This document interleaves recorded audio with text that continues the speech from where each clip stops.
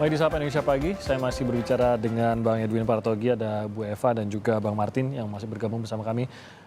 Bang Edwin, kalau memang ini terdakwa lain banding, eh, bagaimana status ataupun bagaimana nanti peranan dari Richard Eliezer, terutama dalam statusnya kan kalau dalam tahap pengadilan negeri ini kan sebagai justice collaborator. Mungkin akan direview lagi kasusnya di tingkatan yang lebih tinggi. Akankah tetap ada status justice collaborator atau seperti apa statusnya di situ, Bang Edwin? Atau sebenarnya justice collaborator ini memang sepanjang proses di pengadilan negeri saja, lanjutannya itu sebuah proses yang lain yang mungkin tidak membutuhkan perlindungan ataupun evaluasi LPSK sebagai justice collaborator bagi Eliezer, Bang Edwin? Ya, Bang Timothy, kalau dalam proses di banding dan kasasi kan sudah tidak ada pemeriksaan saksi-saksi sebagaimana di pengadilan negeri. Ya, Ya. Tapi kalau pertanyaannya menyangkut status justice collaborator itu memiliki konsekuensi terhadap pertama di proses hukumnya ada penanganan khusus. ya.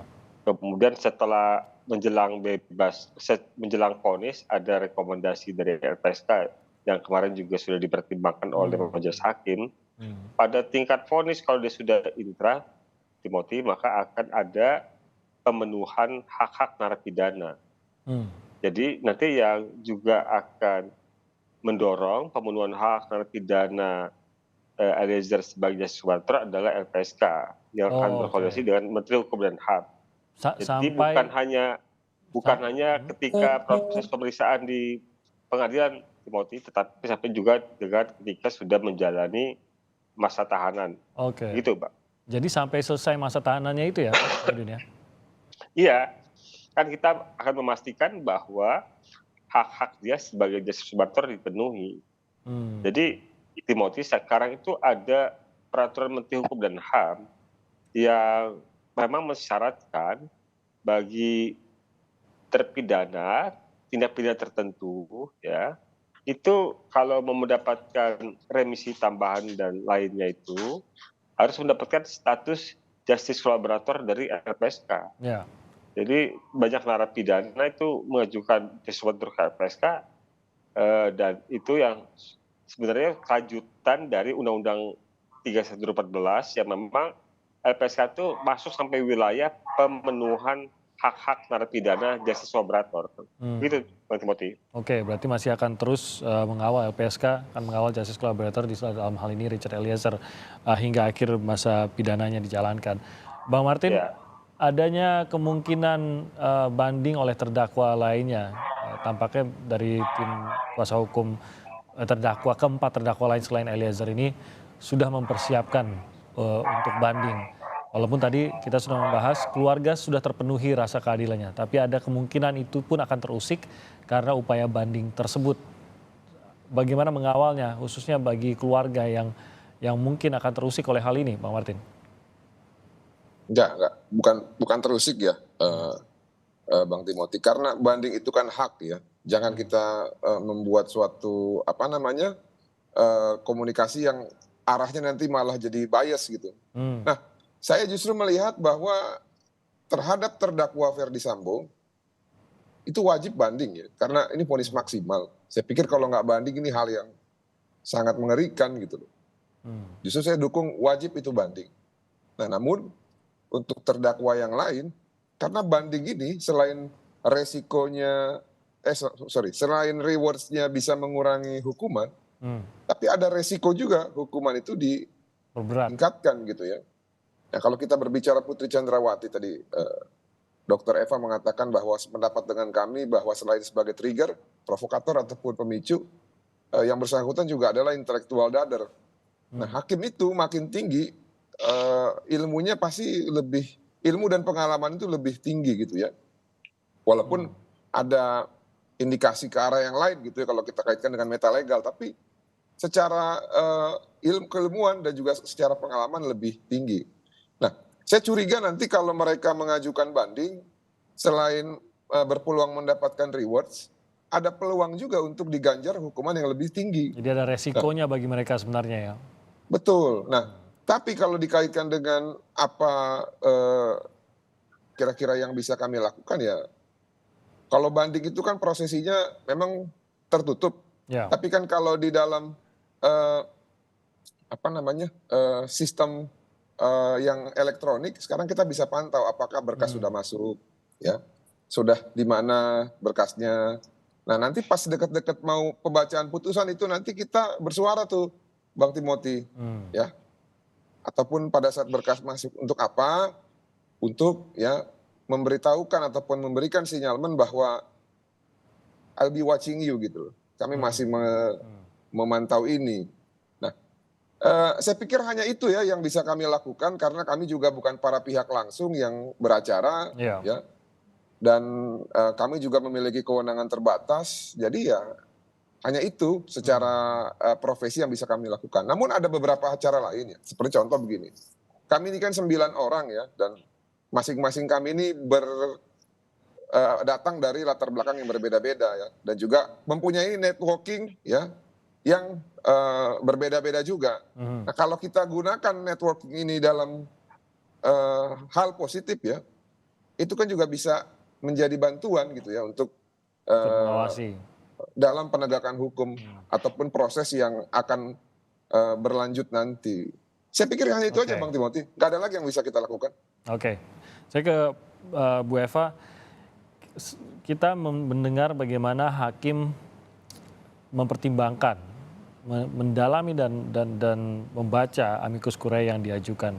Dan hakim mengatakan bahwa tidak merasa bahwa ini adalah sebuah tekanan bagi hakim, tapi justru bentuk kecintaan dari banyak pihak terhadap peradilan, terhadap ya tentu saja pengadilan itu sendiri begitu, dan mengharapkan bahwa peradilan bisa berjalan dengan seadil-adilnya. Kita melihat bagaimana kekhawatiran terbesar dari mereka yang mengajukan amicus curiae tersebut adalah kalau justice kolaborator sampai dihukum berat, maka ini akan membuat niat justice kolaborator ke depannya dimanapun di Indonesia ini mengurungkan niat mereka karena mereka takut hukum tidak berpihak kepada mereka. Nah, kita sudah melihat hakim memberikan vonis yang paling rendah kepada sang justice kolaborator, jauh lebih rendah dibandingkan dengan terdakwa lainnya. Kita bisa tangkap bahwa ini adalah bentuk hakim menggambarkan kalau Anda jujur, kejujuran itu akan dihargai. Nah, bagaimana menjamin agar ini tidak hanya berlaku pada kasus yang mendapatkan sorotan nasional, tapi ini menjadi presiden bagi kasus apapun di luar sana saat justice kolaboratornya muncul, meskipun tidak mendapatkan sorotan yang sama, tapi hukum akan memperlakukannya dengan adil seperti hukum memperlakukan Richard Eliezer. Bu Eva. Iya, sebetulnya yang pertama pasal 10 dari Undang-Undang tentang Perlindungan Saksi dan Korban itu kan juga sudah mengunci ya, Mas Timothy, karena memang yang namanya justice kolaborator itu harus dilihat, dilindungi dalam setiap tahapan dalam sistem peradilan pidana. Jadi norma pasal 10 itu bukan hanya mengikat LPSK, tetapi juga mengikat para penegak hukum yang lain. Gitu. Itu yang pertama. Yang kedua sebetulnya memang ini jadi tugas berat dari Pak Edwin dan kawan-kawan. Satu, ada kekhawatiran sementara orang dengan peristiwa ini seolah-olah justice kolaborator itu menjadi sesuatu yang menarik, menjadi gula-gula untuk kemudian orang mau menjadi justice kolaborator supaya hukumannya diringankan. Tetapi kita tahu bahwa ini bukan barang yang murah loh, gitu ya. Pengorbanan Eliezer itu mahal sekali untuk kemudian diakui dan mendapatkan pengakuan sebagai justice kolaborator. Sementara saya lihat juga dalam perkara Teddy Minahasa misalnya, salah satu kawan pelakunya itu kan juga mengajukan tetapi tidak dikabulkan ya Pak Edwin ya. Betul, jadi betul. Memang harus selektif. Nah, oleh karena itu peran LPSK di dalam assessment awal untuk menimbang-nimbang menerima seorang untuk menjadi justice kolaborator ini akan diuji oleh publik pada kasus-kasus lain yang tidak menjadi sorotan publik. Saya kira LPSK harus kemudian memverifikasi dan membuat aturan main yang jelas gitu ya. Kriteria apa dalam tindak pidana yang bagaimana, dalam situasi apa dan terhadap siapa justice kolaborator ini bisa diberikan dan bisa dilekatkan pada orang. Hmm. Itu. Jadi Oke. saya kira kita memperbesar peran LPSK pada saat ini ya untuk menjadi satu lembaga yang penting dalam sistem peradilan pidana. Nah, bagaimana Pak Edwin agar ini benar-benar bisa serius seperti Eliezer dan bisa mendapatkan keadilan seperti Eliezer ini untuk kasus-kasus yang mungkin tidak mendapatkan sorotan yang sama? Ya, saya rasa sinyalemen atau kekhawatiran Bang Timothy itu ya relevan saja ya. Sekalipun juga sebenarnya dalam prakteknya yang mengajukan justice collaborator itu sejauh ini sih tidak banyak Bang Timothy. Artinya baik yang langsung ke LPSK atau yang ke lewat penyidik atau ke jaksa ya. Jadi malah ruang gelapnya itu pasca proses persidangan yang banyak terjadi. Tentu juga apa yang disampaikan Bu Eva tadi sangat tepat ya. Memang tentu kami harus berbenah mempersiapkan prosedur yang lebih ketat ya, agar penilaian terhadap justice collaborator itu semakin dipercaya. Sebenarnya Bang Timothy dalam 2 tahun terakhir pemerintah tengah menyiapkan peraturan tentang justice collaborator. Gitu. Jadi memang sudah ada pembahasan sedang tengah berlangsung pembahasannya rancangan tentang perlindungan bagi justice collaborator ini. Gitu. Salah satu yang muncul dalam diskusi dan menjadi tawaran LPSK, Bang Timothy, bahwa kami ini tidak dalam posisi sebagai pemilik keputusan, ya, tidak sendirian. Jadi kami itu malah mengajak aparat penegak hukum, termasuk juga kami mengusulkan supaya ada perwakilan masyarakat di situ, yang bersama-sama nantinya kalau ada permohonan justice collaborator, maka tim itu yang terdiri dari LPSK, aparat penegak hukum, dan perwakilan masyarakat yang akan menentukan apakah permohonan justice collaborator itu diterima atau tidak. Oke. Jadi supaya semakin akuntabel, ya kan? Jadi karena memang dalam posisi LPSK ini kan pihak yang dianggap bisa secara objektif melakukan penilaian terhadap pemohon, karena LPSK tidak punya konflik of interest. Iya, ya. betul. Beda kalau dengan penyidik penuntut umum yang punya kepentingan, misalnya untuk menjatuhkan atau membuat pelaku lain jadi tersangka, terpidana segala macam, harus ada yang mendukung dakwaan segala macam. Kalau di LPSK kan nggak ada. Iya, itu yang berbeda. Berbeda. Nah, jadi tapi kan pengetahuan atas perkara itu kan sepenuhnya memang paling banyak diketahui oleh penyidik. Tentu saja, iya. Oleh penuntutnya. Nah, karena itu sekalipun undang-undang, sekalipun undang-undang tidak mengamanatkan, tidak menugaskan penyidik, penuntut umum untuk melakukan pemeriksaan asesmen terhadap justice collaborator, tetapi LPSK menawarkan itu dalam rumusan pembahasan peraturan yang sedang dibuat, karena kami ingin bersama-sama. Iya, jadi kami bukan mau adu kuat, tapi kami ingin kolaborasi juga. Iya, ada langkah ke depan yang lebih baik lah dalam hal ini ya, kolaborasi. Kita akan lihat nanti bagaimana dari LPSK seperti yang katakan Bang Edwin. Mungkin sedikit saja dalam waktu singkat, Bang Martin mau menambahkan terkait hal ini, efek kasus ini, karena Bang Martin kasus terakhirnya bukan ini Bang Martin, pasti akan banyak lagi dalam profesi Anda. Tapi Bang Martin mungkin ada efeknya, hasil dari kasus ini, hasil dari bagaimana hukum memperlakukan Richard Eliezer secara khususnya ke depannya, apa yang Anda harapkan sebagai seorang yang berkecimpung dalam bidang hukum di Indonesia, Bang Martin? Yang pertama tadi saya himbau ya Bang Edwin, walaupun menawarkan kepada penegak hukum yang lain, tetap decision maker-nya harus LPSK. Kalau menurut saya. Betul. Jangan sampai harus keputusannya itu kolektif kolegial, karena bahaya itu Bang. Yang kedua, ini sebagai tonggak ya kebangkitan hukum di Indonesia yang menandakan bahwa tidak selamanya penguasa ya ataupun makstat ini ya, orang-orang yang memiliki kekuasaan di negara ini bisa menang melawan rakyat. Ya. Dan ini kita harus kawal terus. Ini contoh ya, contoh terobosan dan juga putusan hukum yang memenangkan rasa keadilan baik bagi korban, baik bagi pelaku yang menjadi GC dan juga bagi rakyat Indonesia yang mencintai keadilan. Yang ketiga, ini pelajaran dan juga warning kepada orang-orang yang memiliki kewenangan dan kekuasaan yang menyalahgunakan dan juga melakukan penindasan terhadap bawahannya.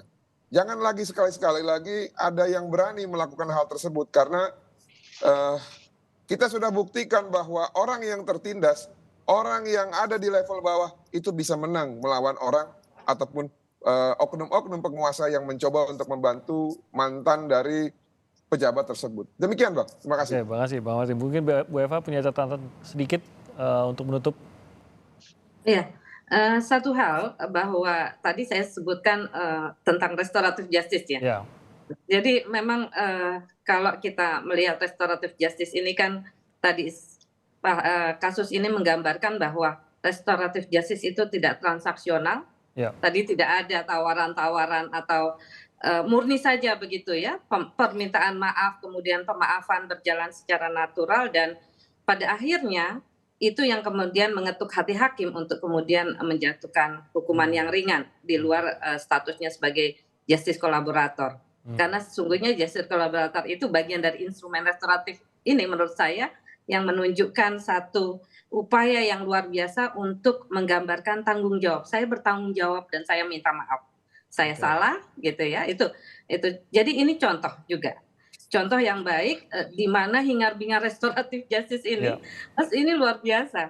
Juga barangkali pihak kejaksaan yang ada Perja 15 gitu ya, yang mengakui restoratif justice ini sebagai bagian dari nilai-nilai yang mereka anut, itu barangkali juga bisa mempertimbangkan ini dalam konteks apakah akan dilakukan upaya hukum atau tidak begitu. Ya. Ini barangkali yang bisa saya tambahkan di hal ini. Ya. Baik, terima kasih Ibu Eva, Bang Edwin juga terima kasih Bang Martin. Ya, Pak Timothy. Silakan.